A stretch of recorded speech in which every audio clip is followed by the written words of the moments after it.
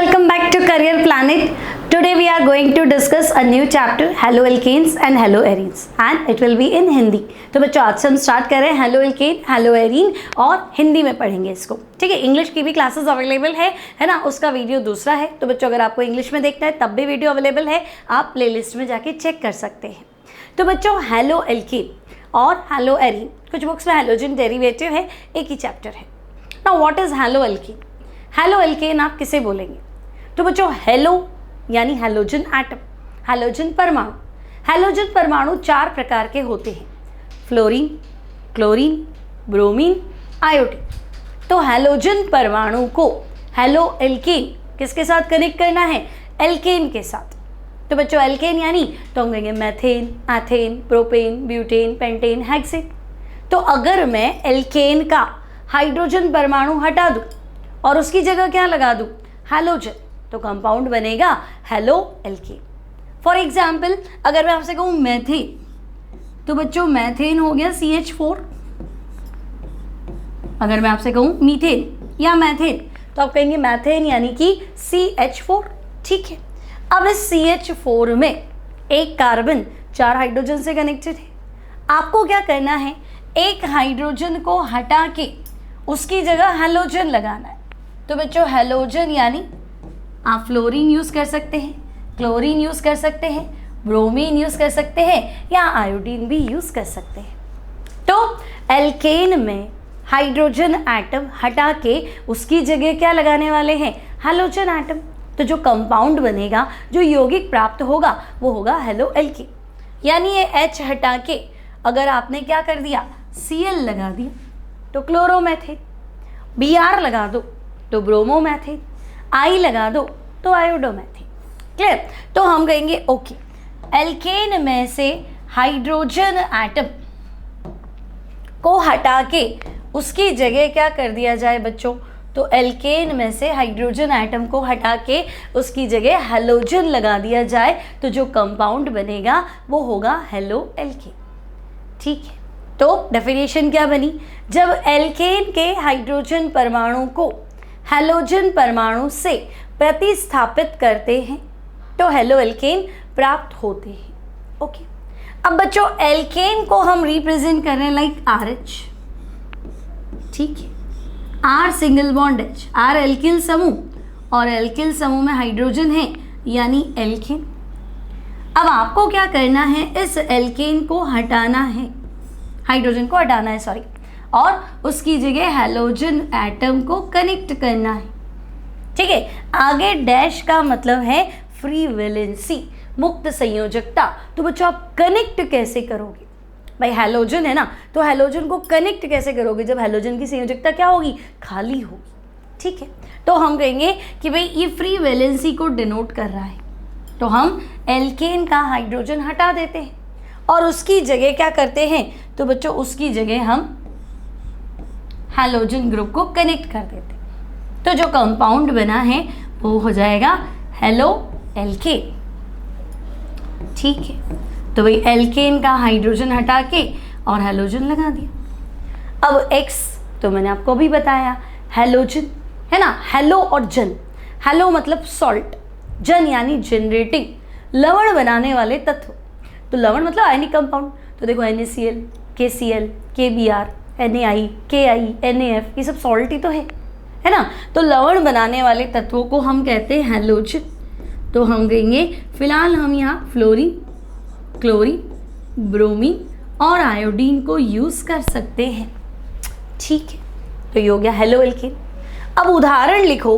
तो बच्चों R की जगह मैंने ले लिया मैथिल और हेलोजन की जगह ले लिया Cl. तो अगर नाम लिखना है तो हेलोएल्केन, तो ये हो गया क्लोरोमेथेन. ठीक है, तो हम कहेंगे उदाहरण हो गया क्लोरोमेथेन. ठीक है, क्लोरोमीथेन. मान लो एल्किल समूह में R की जगह मैंने ले लिया एथिल, CH3CH2 और हेलोजन परमाणु ले लिया बच्चों Br, तो ब्रोमो एथेन. ठीक है, तो ये था क्लोरोमेथेन. दूसरा क्या है? तो हम कहेंगे ब्रोमो एथेन. ओके, तो ये हो गया बच्चों ब्रोमो एथेन यानी हेलो एल्केन। ओके, अब क्या करें, तो अब आपको इनका जनरल फॉर्मूला, सामान्य सूत्र बताना है। तो बच्चों हैलो एल्केन का जनरल फॉर्मूला, तो देखो R और X, R क्या है, तो R एल्किल समूह है, तो एल्किल समूह का सामान्य सूत्र क्या होता है, तो हम कहेंगे CnH2n+1, ये होता है हमारा एल्काइल ग्रुप एल्किल समूह। और अब मुझे लिखना है X, X मतलब हेलोजन एट, क्लोरीन, क्लोरीन, ब्रोमीन, आयोडीन कुछ भी ले सकते हैं, ठीक है। तो ये हो गया हमारा हेलो एल्केन, CnH2n+1 और X। कोई तकलीफ नहीं यहाँ तक। तो हेलो एल्केन्स क्या होता है, एल्केन का हाइड्रोजन हटाओ और हेलोजन लगा लो। 4 हेलोजन है हमारे पास, फ्लोरीन, क्लोरीन, ब्रोमीन और आयोडीन।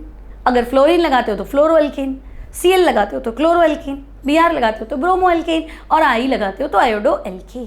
क्लियर? अब आगे बढ़ते हैं। नेक्स्ट है बच्चों हेलो एरीन। तो एरीन मतलब होता है एरोमेटिक कार्बन, एरीन मतलब एरोमेटिक कार्बन। तो आपको क्या करना है, इस बार बेंजीन का हाइड्रोजन एटम हटाना है और उसकी जगह क्या लगाना है, हेलोजन। तो हम बोलेंगे हेलो एरीन। तो हमने लिखा है भाई, जब बेंजीन के हाइड्रोजन एटम को हेलोजन से प्रतिस्थापित मतलब इसका हाइड्रोजन हटा के उसकी जगह हेलोजन लगा दो, तो प्राप्त यौगिक जो है बच्चों वो हेलो एरीन है। तो बेंजीन तो समझते हैं आप, है ना, this compound is benzene C6H6। ठीक है, यहाँ 6 कार्बन है बच्चों, हर कार्बन पे एक हाइड्रोजन है।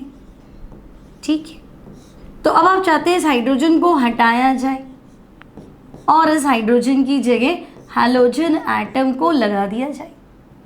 तो अगर मैं बेंजीन का हाइड्रोजन एटम हटा के उसकी जगह हैलोजन लगा दूं तो मेरा आंसर हो जाएगा हेलो बेंजीन।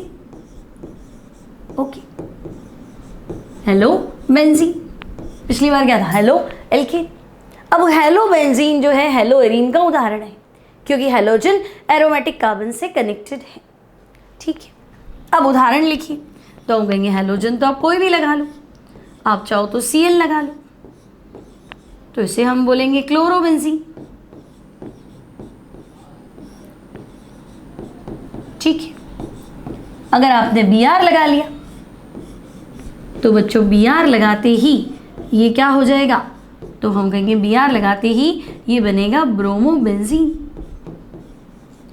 तो अब क्लोरोबेंजीन हो, ब्रोमोबेंजीन हो, आयोडोबेंजीन हो, जो भी आपकी इच्छा है वो बना दो। समझ में आ गया? हेलो एल्केन हैलोजन एल्किल समूह के साथ जुड़ा होना चाहिए, hello arene halogen aromatic carbon के साथ कनेक्ट होना चाहिए। ठीक है, अब बच्चों अब हमें डिस्कस करना है इनका वर्गीकरण यानी कि क्लासिफिकेशन। 3 प्रकार से वर्गीकृत कर सकते हैं। पहला वर्गीकरण, हैलोजन परमाणुओं की संख्या के आधार पर हम हैलोजन व्युत्पन्न को कैसे डिवाइड करते हैं। भाई अगर मैं हेलो एल्केन बोलूँगी तो आपको लगा एक ही हैलोजन है और एल्केन है, तो नहीं, हम लिखते हैं हैलोजन परमाणुओं की संख्या के आधार पर हैलोजन डेरिवेटिव, हैलोजन व्युत्पन्न मतलब कार्बन और हैलोजन तो है, कंपल्सरी है, उसको हम कैसे डिवाइड करें। तो बच्चों पहला है मोनोहेलाइड्स। मोनोहेलाइड्स, अब नाम से ही लग रहा है मोनो मतलब एक, हेलाइड मतलब हैलोजन परमाणु। तो बच्चों मोनोहेलाइड यानी X परमाणु, हैलोजन होगा तो सही लेकिन कितना होगा, तो हम कहेंगे 1। ठीक है, उदाहरण देखेंगे अभी। फिर अगर हैलोजन परमाणु 2 है तो हम कहेंगे डाई हैलाइड। ठीक है, डाई हैलाइड का मतलब तो हम कहेंगे हैलोजन परमाणु 2 है। अब इसे भी हमने आगे डिवाइड किया है ना, मोनोहेलाइड, डाईहेलाइड। डाईहेलाइड को हमने 3 भागों में विभाजित किया है, कैटेगराइज्ड किया है। कैसे? तो बच्चों डाईहेलाइड 2 हैलोजन, क्या दोनों हैलोजन एक ही कार्बन पे है, क्या दोनों हैलोजन 2 लगातार कार्बन पे है, या दोनों ही सिचुएशन नहीं है, अलग कॉर्नर्स पे है, तो हम कहेंगे इस आधार पे हमने डाईहेलाइड को 3 भागों में डिवाइड किया है।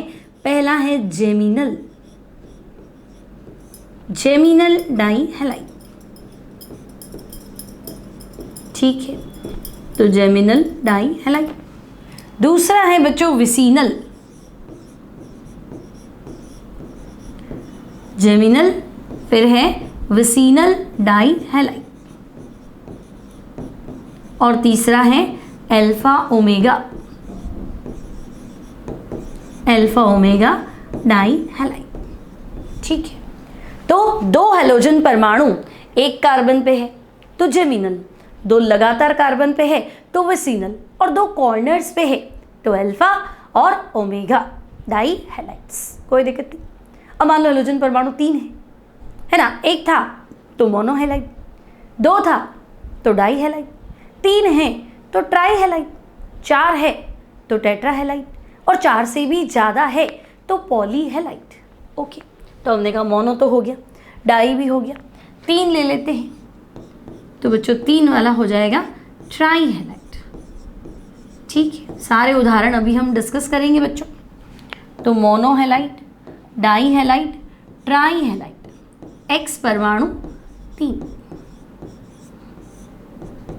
ठीक है, नाउ 4 भी हो सकते थे, तो हम कहेंगे हाँ बिल्कुल हो सकते थे 4, तो 4 होंगे बच्चों, तो ये हो जाएगा टेट्रा हैलाइड। ठीक है, और अगर 4 से भी ज़्यादा है तो हम कहेंगे पॉली हैलाइड। ठीक है, तो एक्स परमाणु 4, तो हमारा आंसर टेट्रा हैलाइड। एक्स परमाणु 4 से भी ज़्यादा, ग्रेटर देन 4, तो हम कहेंगे पॉली हैलाइड। ठीक है, अब अगर बच्चों 1 बाय 1 डिस्कस करें तो मोनो हैलाइड, तो हम कहेंगे हैलोजन परमाणु 1। उदाहरण दीजिए, तो उदाहरण RX लिख देते ना, X मतलब हैलोजन है ना, हैलोजन एल्किल समूह से जुड़ा है। उदाहरण क्लोरोमीथेन, हैलोजन परमाणु 1 है। उदाहरण क्लोरोएथेन, CH3CH2, या ब्रोमोएथेन, ब्रोमीन एक कार्बन से 2 कार्बन से कनेक्टेड है ना, तो हैलोजन परमाणु एक ही है, तो हम कहेंगे मोनो हैलाइड। इसे हम डिस्कस करते हैं 1 बाय 1। पहले ट्राई हैलाइड, तो ट्राई हैलाइड मतलब हैलोजन परमाणु 3, तो भाई हैलोजन परमाणु 3, तो उदाहरण दो, तो हम कहेंगे 3 हैलोजन वाला होता है CHCl3, CHCl3 ट्राई क्लोरोमेथेन, या फिर आप इसे बोलेंगे क्लोरोफॉर्म। ठीक है, तो बच्चों क्लोरोफॉर्म जो है ट्राई हैलाइड का उदाहरण है क्लोरोफॉर्म। अभी नाम आपने सुना है, क्लोरोफॉर्म जो है ना बच्चों एनेस्थीसिया, निश्चेतक, ठीक है, चेतना को गायब करने वाला, मतलब बेहोश करने के काम आता है। ठीक है, तो आजकल तो क्या होता है कि जो भी ऑपरेशंस होते हैं ना, तो उसमें पर्टिकुलर बॉडी पार्ट को ही हम क्या करते हैं, एनेस्थीसिया देते हैं, है ना। भाई जिस पार्ट का भी ना हम बोलते सुन कर देते हैं, हाथ का ऑपरेशन करना है, पाँव का करना है, तो उस पार्ट को हम क्या करते हैं, थोड़े टाइम के लिए निश्चेतक दे देते हैं, है ना। पहले इतना ज़्यादा डेवलपमेंट नहीं था, तो क्लोरोफॉर्म, उसके बाद पूरा आदमी बेहोश हो जाता था, अब उसकी बॉडी में ऑपरेट करते थे। अब आपके साथ क्या हो रहा है, आपका वो पार्ट जो है वो सुन है, लेकिन आप देख सकते हैं कि हो क्या रहा है एक्चुअली। ठीक है, तो क्लोरोफॉर्म निश्चेतक का काम करता है, हॉस्पिटल्स में यूज़ हुआ। अब 3 हैलोजन में तो बच्चों तुम CHI3 भी लिख सकते हो। CHI3 होता है आयोडोफॉर्म। अब आयोडोफॉर्म जो है बच्चों वो येलो कलर्ड क्रिस्टलाइन सॉलिड, पीले रंग का क्रिस्टलीय ठोस है। ठीक है, आगे XY वाले क्वेश्चन करोगे तो उसमें आएगा कि मान लो एक कार्बनिक यौगिक है X, NaOH की उपस्थिति में हैलोजन से क्रिया करके Y बनाता है। Y पीले रंग का क्रिस्टलीय ठोस है, तो हैलोजन से क्रिया कर रहा है, Y बना रहा है और Y पीले रंग का है ना, और क्रिस्टलीय ठोस है, तो कहीं ना कहीं दिमाग में खटकना चाहिए कि यार ऐसा हमने आयोडोफॉर्म भी पढ़ा था। ठीक है, तो हो सकता है आयोडोफॉर्म ऑप्शन में हो और तुम्हारा आंसर करेक्ट हो जाए। तो छोटी छोटी बातें याद रखनी है, ठीक है ना। और सेम क्वेश्चन आता है कार्बनिक यौगिक X, ठीक है, और क्लोरीन से क्रिया कर रहा है NaOH की उपस्थिति में, है ना, और एक कंपाउंड बना रहा है जिसका निश्चेतक के रूप में यूज़ करते हैं, तो हम कहेंगे क्लोरीन से क्रिया कर रहा है निश्चेतक, तो ऐसा तो हमने हैलोफॉर्म पढ़ा है या क्लोरोफॉर्म पढ़ा है, तो उत्तर क्लोरोफॉर्म। ठीक है, वहाँ पूछे तो आयोडोफॉर्म, तो भाई आयोडोफॉर्म पीले रंग का क्रिस्टलीय ठोस है, ये बात तो हमें पता होनी चाहिए। तो हम कहेंगे चलो आगे क्वेश्चंस बनेंगे छोटे छोटे, तो थोड़ा क्लियर। तो एक पॉइंट तो ये हो गया कि भाई iodoform yellow coloured crystalline solid है, और तो बच्चों ये होता है एंटीसेप्टिक यानी कि पूतिरोधी। आयोडोफॉर्म का जो यूज है ना वो है पूतिरोधी यानी कि आप लिख सकते हैं एंटीसेप्टिक। ठीक है, आयोडोफॉर्म एंटीसेप्टिक की तरह काम करता है। एंटीसेप्टिक समझ गए, जर्म्स किल करता है ना भाई, जो सूक्ष्म जीवों को मारता है। जो तुम कहोगे तो फिनॉल भी मार देगा, है ना, लेकिन फिनॉल और डिटॉल की अगर मैं बात करूँ तो फर्क है। डिटॉल घाव हो जाता है तो डिटॉल तो लगा सकते हो, क्लीन कर लेते, है ना। थोड़ा छोटा मोटा कुछ भी डैमेज हो जाता है स्किन पे, है ना, कट लग जाता है कुछ भी, तो हम क्या करते हैं फटाफट एंटीसेप्टिक लगा सकते हैं, लेकिन फिनॉल तो नहीं लगा सकते, है ना। उससे क्या होगा, फिनॉल लिविंग टिश्यूज़ पे, जीवित ऊतकों पे नहीं काम करता, काम वो भी यही करता है ना। घर में अगर आपने फिनॉल का पोछा लगा दिया तो जर्म्स किल हो गए, डिटॉल का भी लगा दिया तो भी किल हो गए, लेकिन डिटॉल पानी में डाल के नहा सकते हो, फिनॉल पानी में डाल के नहा थोड़ ना सकते हो। क्यों? क्योंकि फिनॉल को जीवित ऊतकों पे हम अप्लाई नहीं कर सकता, हमारे शरीर को नुकसान कर दे, लेकिन इसमें ऐसा नहीं है। तो पूतिरोधी का काम है जर्म्स को, सूक्ष्म जीवों को नष्ट करना, ठीक है, लेकिन इन्हें हम जीवित ऊतकों पे काम में ले सकते हैं, हमारी बॉडी के लिए हार्मफुल नहीं है, ठीक है। तो आयोडोफॉर्म, है ना, हॉस्पिटल जाते तो टिंचर लगाते हैं डॉक्टर सबसे पहले, या नर्स वर्स जो भी, वो फटाफट क्या करते हैं, घाव हो गया सबसे पहले टिंचर लगाओ, स्प्रिट लगा क्लीन कर दिया, फिर टिंचर लगा के छोड़ दिया, उसको खुला छोड़ दो। तो बच्चों टिंचर क्या है, आयोडोफॉर्म का सोल्यूशन ही तो है, आयोडोफॉर्म स्प्रिट में मिला लो, टिंचर बन जाएगा, ठीक है। तो कुछ बातें आपको ये ध्यान रखनी है, आगे बहुत काम आएंगी। ओके, अब टेट्राहेलाइड, तो बच्चों टेट्राहेलाइड मतलब हेलोजन एटम 4 होनी चाहिए, ठीक है। एग्जाम्पल तो हम कहेंगे टेट्राहेलाइड का उदाहरण आप लिख दो, CCl4 carbon tetrachloride, CCl4 carbon tetrachloride, ठीक है। अब कार्बन टेट्राक्लोराइड का जो क्या बोलते हैं कॉमर्शियल नेम है, व्यापारिक नाम जिसे हम कहें तो वो है पायरीन। पायरीन के नाम से मार्केट में सप्लाई होता है, बिकता है। काम क्या करता है, तो बच्चों ये है फायर एक्सटिंग्विशर, अग्निशमन में या अग्निशामक के रूप में, ड्राईक्लीन में भी काम आता है, आजकल बंद हो गया, पहले यूज होता था। ड्राईक्लीन का भी अच्छा काम है इसका, और आजकल जो यूज है दैट इज फायर एक्सटिंग्विशर, अग्निशामक के रूप में, ठीक है। फिर तो हम कहेंगे पॉलीहेलाइड, मतलब हेलोजन परमाणु 4 से ज़्यादा, तो इसको डिस्कस करेंगे। इसका उदाहरण है फ्रेयॉन, ठीक है। तो बच्चों पॉलीहेलाइड यानी फ्रेयॉन, CFC, ये हमें डिटेल में पढ़ना है आगे। तो CFC यानी क्लोरो, C मतलब क्लोरो, F मतलब फ्लोरो, अगेन C मतलब कार्बन, तो क्लोरोफ्लोरोकार्बन, CFC या फ्रेयॉन। अब डेली लाइफ से कनेक्ट करूँ तो बच्चों जो फ्रिज में गैस भरते हैं, AC में गैस भरते हैं, कार में भी AC होता है, उसकी कूलिंग की जो गैस होती है वो सब क्या होती है, फ्रेयॉन। हालांकि बहुत सारी कंट्रीज़ में फ्रेयॉन बैन है, प्रतिबंधित है। क्यों?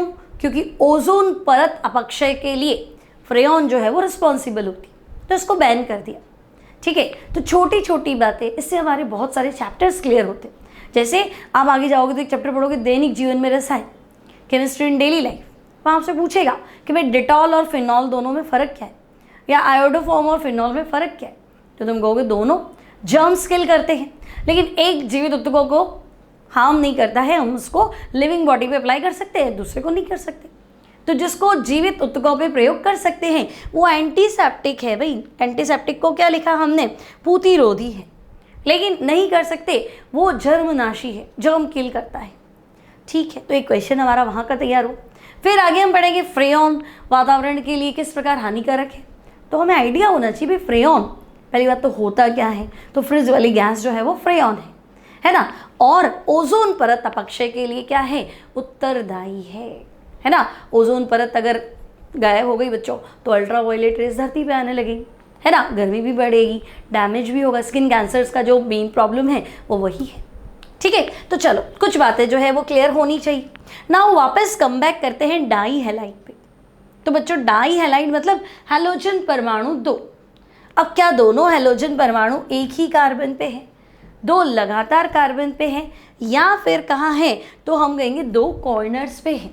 उसके अकॉर्डिंग हमने डाईहेलाइड को क्या कर दिया, 3 भागों में बांटा। तो पहला है जेमिनल डाईहेलाइड, ठीक है। तो बच्चों जेमिनल डाई हैलाइड का मतलब है दोनों हैलोजन परमाणु एक ही कार्बन पर उपस्थित हो। ठीक है, शॉर्ट में जेमिनल को क्या लिखेंगे, शॉर्ट में जेमिनल को हम लिखेंगे जेम। तो जेम डाई हैलाइड, डाई मतलब दो, हैलाइड दो हैलोजन परमाणु। अगर दोनों हैलोजन परमाणु एक ही कार्बन पर उपस्थित है तो हम बोलेंगे जेमिनल डाई हैलाइड। ओके, तो हमने लिख ही दिया पहले से भाई दोनों हैलोजन परमाणु एक ही कार्बन एटम पर होने चाहिए। एग्जाम्पल, तो देखो पहले हम इनका जो अनुलग्न है इसे लिखते कैसे है ना, इन्हें इडीन हैलाइड्स कहते हैं। मतलब जब भी मुझे जेमिनल लिखना होगा तो सफिक्स क्या यूज करूंगी, अनुलग्न, मतलब दर्शाऊंगी कैसे, नाम कैसे होगा, तो इन्हें इडीन डाई हैलाइड्स लिखते हैं। ओके भाई, इडीन डाई हैलाइड्स लिखेंगे इनको। अब ले दे के बात आती है बच्चों दो हैलोजन परमाणु।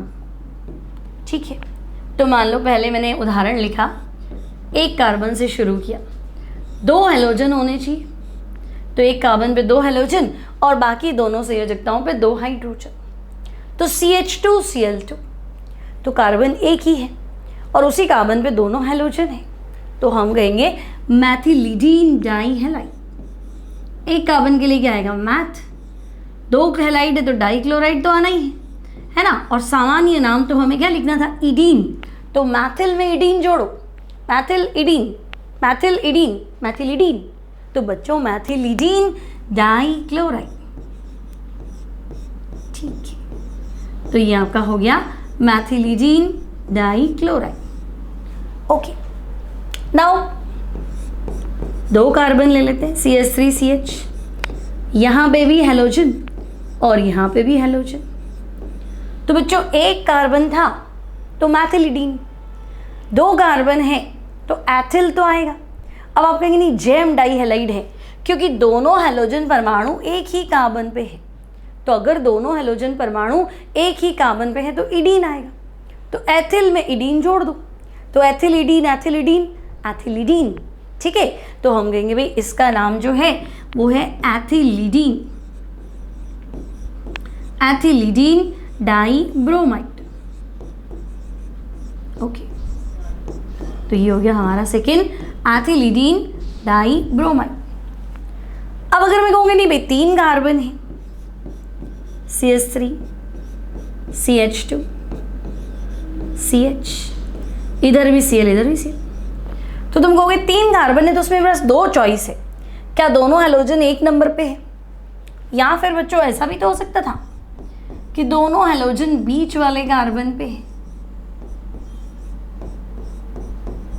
क्लियर, भाई तीन कार्बन है तो प्रोपिल, लेकिन क्या कोने वाले की बात चल रही है कि बीच वाले की बात चल रही है ना, तो बच्चों प्रोपेन में दो चॉइस है, अगर कोने पे कुछ भी लिखेंगे तो नॉर्मल प्रोपिल, प्रोपेन में दो चॉइस है, अगर कोने पे कुछ भी लिखेंगे तो नॉर्मल प्रोपिल, और बीच वाले पे लिखेंगे तो आइसोप्रोपिल।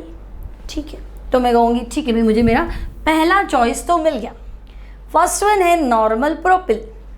ठीक है, और मुझे क्या करना है, इडीन तो जोड़ना है क्योंकि दो हैलोजन है, तो बच्चों नॉर्मल प्रोपिल में इडीन जोड़ दो तो प्रोपिलिडीन है ना, नॉर्मल लिखने की जरूरत नहीं है, फिर वो प्रोपिलिडीन डाइक्लोराइड।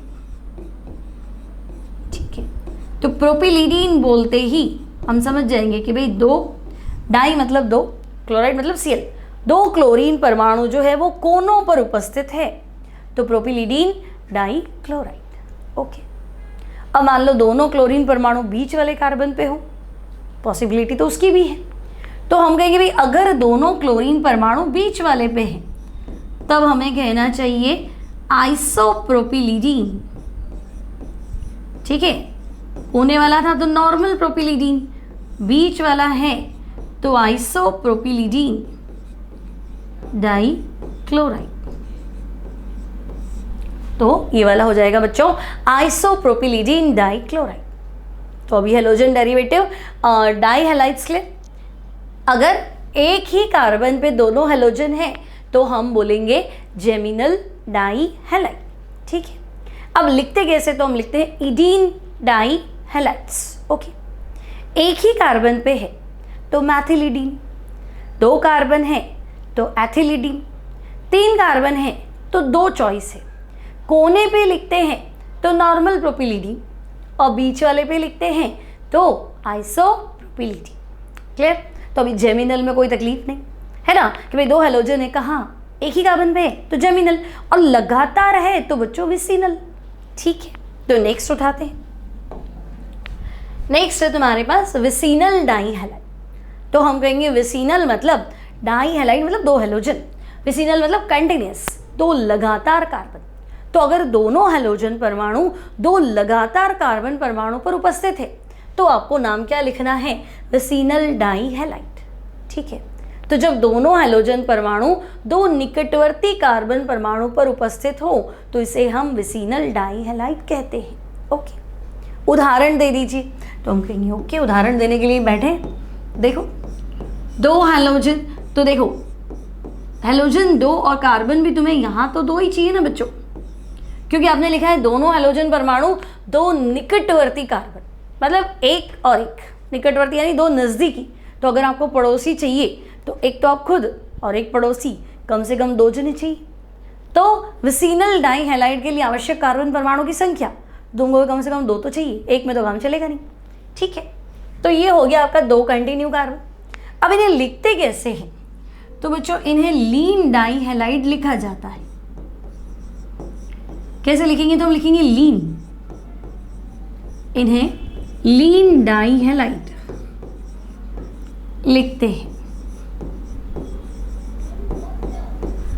ओके, तो अगर एक ही कार्बन पे 2 हेलोजन होते तो हम ईडीन लिखते हैं, लेकिन अगर 2 लगातार कार्बन पे हेलोजन है तो बच्चों हम लीन लिखेंगे। तो 2 कार्बन के लिए एथिल, लगातार के लिए लीन, तो ये हो जाएगा एथिलीन डाई क्लोराइड। ठीक है, तो ये हो गया एथिलीन डाई क्लोराइड। ठीक है, तो अभी 3 के लिए लिख दो। तो 3 ले लेते हैं बच्चों, CH3CHCl, CH2Cl। अब मैंने Cl लिखा है, आपको Br समझ में आता है, I समझ में आता है, कुछ भी लिख सकते हैं, जरूरी नहीं मैडम Cl लिख रही है तुम Cl लिखो, वट एवर यू वांट आप लिख सकते हैं। ठीक है, अब देखो कितने कार्बन है, तो हम कहेंगे 1 2 3। तो 3 कार्बन के लिए तो प्रोपिल था, और वैसे भी यहाँ तो नॉर्मल और आइसो का कोई टेंशन नहीं, क्योंकि मुझे तो लगातार लिखना है। तो बच्चों 1 2 3 कार्बन के लिए प्रोप, लगातार के लिए लीन, और 2 हेलोजन हैं तो प्रोपिलीन डाईक्लोराइड। ठीक है, बोलो कोई डाउट है ना? विसिनल डाईहैलाइड, 2 हेलोजन होने चाहिए, लगातार होने चाहिए, 2 ही कार्बन पे है तो एथिलीन, और बच्चों 3 पे है तो प्रोपिलीन, खत्म, कोई समस्या ही नहीं। ठीक है, तो हम कहेंगे चलो जेमिनल हो गया, 1 पे 2, विसिनल हो गया 2 लगातार। अल्फा ओमेगा की बात कर लो, तो अल्फा ओमेगा मतलब जो जेमिनल भी नहीं है, विसिनल भी नहीं है, और कोई सिचुएशन भी नहीं है ना, तो होंगे कि एक पहले कोने पे और एक आखिरी कोने पे, तो अल्फा ओमेगा बोल दो। ठीक है, तो देखो जब दोनों हेलोजन परमाणु कार्बन श्रृंखला के 2 कोनों पर उपस्थित हो तो ऐसे डाईहैलाइड क्या होंगे? तो हम कहेंगे ऐसे वाले तो अल्फा ओमेगा डाईहैलाइड। एग्जाम्पल, उदाहरण लिख लेते। देखो मान लो मेरे पास 3 कार्बन है और डाईहैलाइड मतलब हेलोजन तो 2 ही है, लेकिन एक फर्स्ट पे है और एक लास्ट पे है, तो अब इसकी कैटेगरी है ना, क्लासिफिकेशन तो हम कहेंगे अल्फा ओमेगा। ठीक है, अब करना क्या है, या मान लो 4 ले लेती हूँ, चलो यहाँ ले लिया, ये भी पॉसिबल है, वो भी लिख सकते थे, ये भी लिख सकते थे, ये भी अल्फा ओमेगा, कैटेगरी बतानी। तो दोनों हेलोजन परमाणु श्रृंखला के 2 कोनों पर होने चाहिए। ठीक है, अब IUPAC नाम ही बनेगा बच्चों, क्योंकि सामान्य नाम तो नहीं है, तो IUPAC नाम लिख लेते। तो बच्चों IUPAC में है कि सबसे पहले लंबी श्रृंखला का चयन करें, तो तुम्हें लंबी श्रृंखला 4 की दिख रही है, 4 की दिख रही है ना, और चलेंगे तो हम कहेंगे 1 पे तो ब्रोमो है और 4 पे भी ब्रोमो है, 2 बार ब्रोमो है तो डाई ब्रोमो,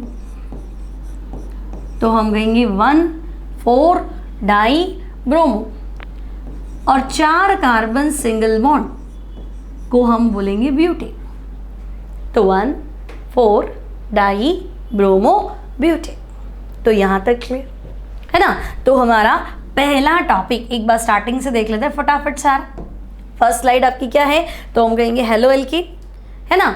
एल्किल समूह का एल्केन का हाइड्रोजन हटा के हैलोजन लगा दो, है ना। एल्किल समूह के साथ हैलोजन कनेक्ट कर दो, तो हेलो एल्कीन। सामान्य फॉर्मूला है।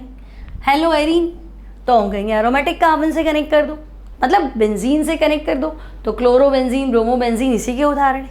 ठीक है, वर्गीकृत करो, तो हम कहेंगे हैलोजन परमाणु की संख्या के आधार, तो भाई 1 है तो मोनो, 2 है तो डाई, 3 है तो ट्राई, 4 है तो टेट्रा, और 4 से भी ज़्यादा है तो पॉली हैलाइड्स। ठीक है, अब डाई में आपके पास चॉइस है, क्या दोनों हैलोजन परमाणु एक कार्बन पे है, 2 लगातार पे है, या 2 कॉर्नर पे है। तो हम कहेंगे 1 पे है तो जेमिनल, लगातार है तो विसिनल, और 2 कॉर्नर पे है तो अल्फा ओमेगा। ठीक है, अब जेमिनल में लिखना कैसे है, तो बच्चों एडीन लिखना है, तो मैथिलिडीन। कुछ बुक्स में इसी को मैथिलीन लिख दिया, क्योंकि लीन तो आता है जब लगातार हो, लेकिन अब मैं एक कार्बन में लगातार लाऊं भी कहाँ से, भाई एक ही कार्बन है तो पड़ोसी तो ला नहीं सकते ना, तो वो मैथिलीन बोलेगा तब भी चलेगा, क्योंकि उसमें कोई टेंशन नहीं है, मैथिलिडीन बोलो चाहे मैथिलीन बोलो। ठीक है, लेकिन 2 से शुरू हो जाएगी प्रॉब्लम, तो 1 पे है तो एथिलिडीन, है ना। 3 वाला तो हम कहेंगे कोने पे लगाओगे तो प्रोपिलिडीन, बीच पे लगाओगे तो आइसोप्रोपिलिडीन। नाम इसलिए सिखा रही हूँ बच्चों, क्योंकि जब आगे तुम क्वेश्चन करोगी तो आगे तुम्हें क्वेश्चन मिलेगा क्या होता है जब आइसोप्रोपिलिडीन डाई क्लोराइड की क्रिया जलीय केओच से कराते। तो प्रॉब्लम क्या है कि रिएक्शन तो आती है, लेकिन आइसोप्रोपिलिडीन क्लोराइड का फॉर्मूला ही नहीं आता। आइसोप्रोपिलिडीन डाई क्लोराइड तो पता ही नहीं ईडीन कब आता है। मान लो आइसोप्रोपिल क्लोराइड लिख दिया तो गलत हो गया। आपको पता होना चाहिए 2 क्लोरीन है, 2 KOH चाहिए, 2 KCl बाहर जाएंगे, एक कार्बन पे 2 OH आएंगे, गर्म करेंगे वाटर एलिमिनेट हो जाएगा, डबल बॉन्ड आएगा, आंसर कीटोन बनेगा। ठीक है, तो अगर आपको सिर्फ यही लिखना नहीं आता फिर तो कुछ नहीं होना, इसलिए हम इस पर थोड़ा जोर दे रहे हैं कि नहीं ये आपको आना चाहिए। ठीक है, तो हम कहेंगे ओके भाई, जेमिनल हो गया, विसिनल हो गया, और अल्फा ओमेगा हो गया। ये हमारा पहला वर्गीकरण। अब दूसरा वर्गीकरण देखते हैं बच्चों।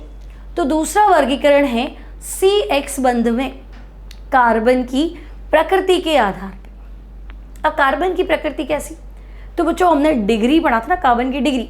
क्या कार्बन 1 डिग्री है, 2 डिग्री है, या 3 डिग्री है। 1 डिग्री कार्बन मतलब प्राथमिक कार्बन, तो इसे हम 3 में डिवाइड कर देते हैं, फिर डिस्कस करते हैं। तो भाई CX बंध में कार्बन की प्रकृति के आधार पे ये मोनोहेलाइड का वर्गीकरण है ना। हमने मोनोहेलाइड को कैसे बांटा है, तो हम कहेंगे भाई या तो प्राथमिक हेलाइड या फिर द्वितीयक हेलाइड,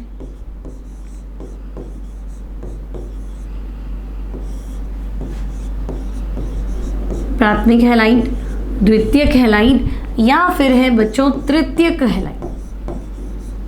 ठीक है,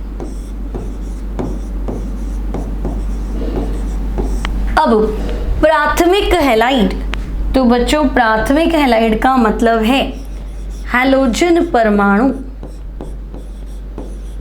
प्राथमिक कार्बन से जुड़ा हो। हैलोजन परमाणु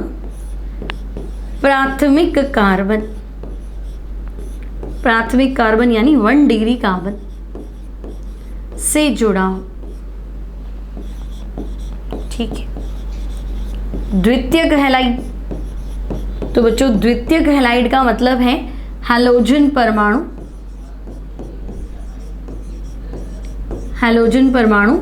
द्वितीयक कार्बन, द्वितीयक मतलब 2 डिग्री कार्बन से जुड़ा। ठीक है, तो भाई प्राथमिक हेलाइड, द्वितीयक हेलाइड, और अगर हम बात करें तृतीयक हेलाइड, तो बच्चों जब हैलोजन परमाणु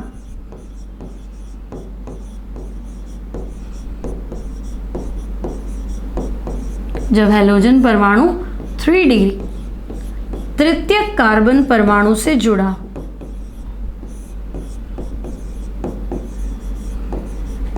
ठीक है, अब ये कहना क्या चाह रहा है, डिग्री का क्या कॉन्सेप्ट है भाई, है ना। अभी जिन्होंने 11th में पढ़ा उनको तो क्लियर है कि हाँ डिग्री तो पता है, बांधो नहीं पढ़ा है ना, तो इट्स ओके, कोई टेंशन नहीं, सिंपल 1 मिनट लगेगा। तो भाई पहले हमें लिखना है कि हाँ क्या होता क्या है प्राथमिक हैलाइड। कोई पूछ ले प्राथमिक हैलाइड क्या, तो हमें पता चलिए हैलाइड मतलब हेलोजन। प्राथमिक मतलब प्राथमिक यानी 1 डिग्री, तो 1 डिग्री तो कार्बन ही होता है, हेलोजन थोड़ा ना होता है। 2 डिग्री तो वो भी कार्बन है, 3 डिग्री तो वो भी कार्बन है क्या। तो बच्चों है क्या है ये एक्चुअली क्या चीज है, तो हम कहेंगे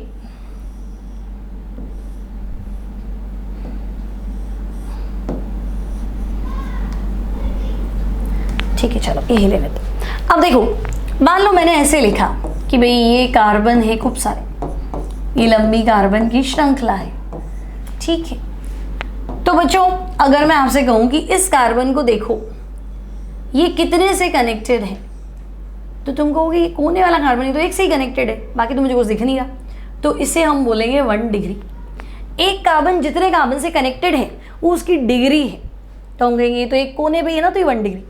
अभी बीच वाले को देखो, इसको देखो, ये कितने से कनेक्टेड है, तो तुम कहोगे 1 2 और 3 से कनेक्टेड है भाई, तो 3 डिग्री। नीचे वाले को देख लो, ये कितने से कनेक्टेड है, तो हम कहेंगे ये तो 1 से ही दिख रहा है ना, ये तो 1 से ही दिख रहा है, तो 1 डिग्री। इसको देखो लेफ्ट राइट 2 कार्बन है, तो बच्चों ये है 2 डिग्री। अभी इस कार्बन को देखो है ना, इसको ध्यान से देखो, तो तुम कहोगे इधर भी कार्बन, इधर भी कार्बन, इधर भी कार्बन, इधर भी कार्बन, ये तो 4 से कनेक्टेड है, तो 4 से बंधा हुआ है मतलब 4 डिग्री। और अगर इधर कोने वाले को देखो तो ये वापस 1 से बंधा हुआ है, तो ये क्या है 1 डिग्री, ठीक है। तो एक कार्बन कितने कार्बन परमाणु से बंधा है वो उसकी डिग्री है। तो अब अगर मैं आपसे कहूं कि नहीं भाई आप तो प्राथमिक हैलाइड की ही बात करो, ठीक है, तो अगर हम प्राथमिक हैलाइड की बात करें तो आपने लिख दिया जब हैलोजन परमाणु प्राथमिक कार्बन से बंधा हो, तो देखो CH3 CH2X। क्यों, तो देखो हैलोजन परमाणु जिस कार्बन से बंधा है वो आगे 1 से बंधा है, तो ये क्या हो जाएगा प्राथमिक हैलाइड, ठीक है। द्वितीयक की बात करो तो ऐसे V बना दो, क्योंकि एक कार्बन अगर पहले से ही 2 से बंधा है तो ये क्या हो गया, ये 2 डिग्री। इससे तुम हैलोजन कनेक्ट कर दो, तो तुम कहोगे अच्छा इससे मैं हैलोजन कनेक्ट कर दूं, तो ये क्या हो गया 2 डिग्री यानी कि द्वितीयक हैलाइड, ओके। और अगर मैं कहूँ कि नहीं टर्शरी बनाओ, तो बच्चों एक कार्बन अगर पहले से ही 3 कार्बन से बंधा है ना, एक कार्बन पहले से ही क्या है 3 कार्बन से बंधा है, तो अब क्या हो जाएगा, तो हम कहेंगे अब यहाँ हैलोजन लगाएंगे तो ये टर्शरी हैलाइड तृतीयक हैलाइड। तो आपको सिर्फ पहचानना है कि निम्न में से कौन सा प्राथमिक हैलाइड है, द्वितीयक है, तृतीयक है। फिर भी लगे कि मैं कैसे पहचानूंगा, है ना। तो देखो पहले क्वेश्चन कर लेते, चलो फिर बताती हूँ ट्रिक कैसे याद रखेंगे। मान लो बच्चों तुम्हें क्वेश्चन दे दिया neopentyl chloride, neopentyl chloride, neopentyl chloride है। अब बच्चों 11th क्लास में सुना है नियोपेंटीन, नियोपेंटाइल क्लोराइड, नियो शब्द ही 5 कार्बन से आता है, पहली बात क्लियर रखना। नियो प्रोपेन नियो ब्यूटेन तो होता ही नहीं, नियो मतलब 5 से शुरू हुआ, तो नियोपेंटेन ही है, ठीक है। अब नियोपेंटेन तो बच्चों एक कार्बन के चारों तरफ 4 कार्बन लिख दो, ठीक है। एक कार्बन के चारों तरफ अगर आप 4 कार्बन लिखते हैं तो ये नियोपेंटेन है। अब आप कह रहे नहीं भाई हेलो एल्केन, तो हेलो एल्केन मतलब हाइड्रोजन हटाओ एल्केन का और उसकी जगह हैलोजन लगाओ, तो हम कह रहे हैं ठीक है भाई हाइड्रोजन हटा देते हैं और इसकी जगह हैलोजन, क्लोराइड है ना तो मैं Cl लगा लेती हूँ, तो ये बन गया नियोपेंटाइल क्लोराइड। अब डिग्री बताओ, तो ध्यान से सोचो, क्लोरीन यानी हैलोजन परमाणु जिस कार्बन से बंधा हुआ है वो कितने से बंधा है, हैलोजन परमाणु जिस कार्बन से बंधा है वो कितने से बंधा है, तो हम कहेंगे यार वो तो 1 से ही बंधा है ना। इस कार्बन को देख लो आगे 1 से, तो ये 1 डिग्री। अब ये नहीं देखना ये कितने से बंधा है, भाई ये तो 4 डिग्री है। अब इससे तो तुम चतुष्क हैलाइड तो हो ही नहीं सकता, क्योंकि अगर कार्बन 4 कार्बन से बंधा हुआ है तो 5 हैलोजन तो लगाने से रहे, संयोजकता ही 4 है, तो प्राथमिक द्वितीय और तृतीय की करा, क्योंकि चौथा तो हैलोजन आएगा। ठीक है, तो यहाँ हमने देखा हैलोजन जिस कार्बन से बंधा है वो कार्बन तो आगे एक से ही बंधा है, मतलब आपका आंसर हुआ प्राथमिक हैलाइड। ठीक है, तो ये हो गया प्राथमिक हैलाइड। ओके, ये फर्स्ट क्वेश्चन। मान लो आपसे मैंने कह दिया कि नहीं, आप तो ऐसे बताओ क्लोरोसाइक्लोहेक्सेन है। ठीक है, क्लोरोसाइक्लोहेक्सेन है। अब क्लोरोसाइक्लोहेक्सेन मतलब तुम्हें क्या करना है, साइक्लोहेक्सेन बनाना है। तो बच्चों हेक्सेन मतलब 6 कार्बन और साइक्लो मतलब सबके सब बंद होने चाहिए। तो देखो 6 के 6 कार्बन है ना बच्चों, बंद है, तो बंद है तो साइक्लोहेक्सेन। अब तुम्हें लिखना है क्लोरो, तो कहीं लगा लो क्योंकि उसने कोई क्लोरो ही तो बोला है, तो 1 नंबर ही आएगा। ठीक है, जहाँ ही लगाओगे 1 मान लेंगे। ओके, तो क्लोरोसाइक्लोहेक्सेन। अब ये क्लोरोसाइक्लोहेक्सेन की डिग्री बोलो, तो बच्चों यहाँ ध्यान से देखो कि भाई आपका ये जो कार्बन है ये आगे कितने से बंधा हुआ है, तो हम कहेंगे एक ये है और एक ये है, 2 से बंधा है। तो क्लोरोसाइक्लोहेक्सेन में क्लोरीन जिस कार्बन से बंधा है ये वाला, ये आगे 2 से बंधा है, यानी 2 डिग्री, यानी कैटेगरी क्या है, तो बच्चों कैटेगरी है द्वितीयक हैलाइड, सेकेंडरी हैलाइड, द्वितीयक हैलाइड। क्लियर? तो ऐसे तुम्हें डिग्री पहचानी हुई, 1 डिग्री। एक कार्बन 1 से बंधा है तो 1 डिग्री, एक कार्बन 2 से बंधा है तो 2 डिग्री, एक कार्बन 3 से बंधा है तो 3 डिग्री, और अगर 4 से बन गया तो कार्बन तो 4 डिग्री है, लेकिन अब 5वां हैलोजन तो आके नहीं जोड़ सकते ना, इसलिए 3 में ही बांटा है, प्राथमिक हैलाइड, द्वितीयक हैलाइड और तृतीयक हैलाइड। समझ में आ गई बात? ठीक है, अब कोई शॉर्ट ट्रिक बता दे भाई, हम थोड़ा सा उलझ जाते हैं, जैसे नियोपेंटाइल में उलझ गए है ना, तो हम क्या करेंगे, देखो हम क्या करते हैं बच्चों कि भाई अगर आप कह रहे प्राथमिक हैलाइड है ना, भाई हर बार एक आध केस में नहीं काम आएगी, बाकी काम आ जाएगी। ठीक है, तो अगर प्राथमिक हैलाइड है मतलब हैलोजन जुड़ा हुआ है कार्बन से। अब तुम कह रहे हो 1 डिग्री हैलाइड, मतलब एक कार्बन जिस कार्बन से हैलोजन जुड़ा है वो आगे एक ही कार्बन से जुड़ा है ना। शॉर्ट ट्रिक पढ़ रहे हैं हम, पहचानेंगे से प्राथमिक, द्वितीयक, तृतीयक। तो प्राथमिक हैलाइड, हैलोजन जिस कार्बन से जुड़ा है वो प्राथमिक कार्बन है, वो 1 डिग्री कार्बन है, तो हम कहेंगे ठीक है। तो भाई हैलोजन जिस कार्बन से जुड़ा है वो 1 डिग्री है, मतलब आगे एक ही कार्बन से जुड़ा है, तो बच्चों 2 संयोजकताएं तो बुक हो गई, एक तरफ तो हैलोजन आ गया और एक तरफ कार्बन आ गया। अब कार्बन की संयोजकताएं 4 होती है, उसमें से 2 तुमने बुक कर ली, तो बची कितनी, तो हम कहेंगे 2 बची। तो अगर तुम्हें CH2X लिखा हुआ मिले तो तुम मान लेना वो 1 डिग्री है, सोचना ही मत कुछ। ठीक है, अगर आपको क्या मिले, आपको CH2X मिले तो आप मान लेना ये 1 डिग्री हैलाइड है, प्राथमिक हैलाइड है। ठीक है, अब मैं कहूँगी नहीं 2 डिग्री, तो बच्चों अगर एक कार्बन 2 कार्बन से जुड़ा हुआ है तो 2 संयोजकताएं तो वैसे ही बिजी हो गई, फिर हैलाइड यानी हैलोजन और है तो फिर 3 संयोजकताएं बिजी हो गई। तो अब क्या करें, तो अब हम कहेंगे हाइड्रोजन एक ही आ सकता है और कोई चॉइस ही नहीं, तो ये द्वितीयक हैलाइड। तो अगर तुम्हें CHX लिखा हुआ दिख जाए तो तुम मान लेना कि भाई ये 2 डिग्री हैलाइड की बात कर रहा है। ठीक है, और टर्शरी हैलाइड, तो देखो टर्शरी कार्बन, तृतीयक कार्बन, ऐसा कार्बन जो पहले से ही 3 अन्य कार्बन से जुड़ा हुआ है और चौथी संयोजकता पे तो मुझे हैलोजन लगाना है। तो अगर तुम्हें हाइड्रोजन दिखे ही ना, ऐसी सिचुएशन हो, तो तुम बोल देना 3 degree halide, tertiary halide. Clear? तो ये शॉर्ट ट्रिक रहेगा primary halide, secondary halide, tertiary halide को आइडेंटिफाई करने का, है ना। जैसे देखो नियोपेंटाइल क्लोराइड बना ली, फिर उलझने की बात नहीं थी, CH2Cl लिखा हुआ है, तो CH2X आते ही क्या था, प्राइमरी हैलाइड। तो ये है हमारा वर्गीकरण 2। कैसे बांटा है हमने, तो बच्चों हमने बांटा है CX बंध में कार्बन की प्रकृति के आधार पे, कार्बन 1 डिग्री है, कार्बन 2 डिग्री है या कार्बन 3 डिग्री है, उसके अकॉर्डिंग प्राइमरी, सेकेंडरी, टर्शरी, और इनके कुछ एग्जाम्पल्स। ठीक है, और शॉर्ट ट्रिक है ना। वर्गीकरण 3 हम पढ़ेंगे हमारी आने वाली क्लास में। आई होप आज का लेक्चर तुम्हें अच्छा लगा होगा। अच्छा लगे तो लाइक ज़रूर कर देंगे, अच्छा सा कमेंट कर देंगे। मिलते हैं अगली क्लास में इसी लेक्चर को कंटिन्यू करते हुए। Till then take care and keep studying.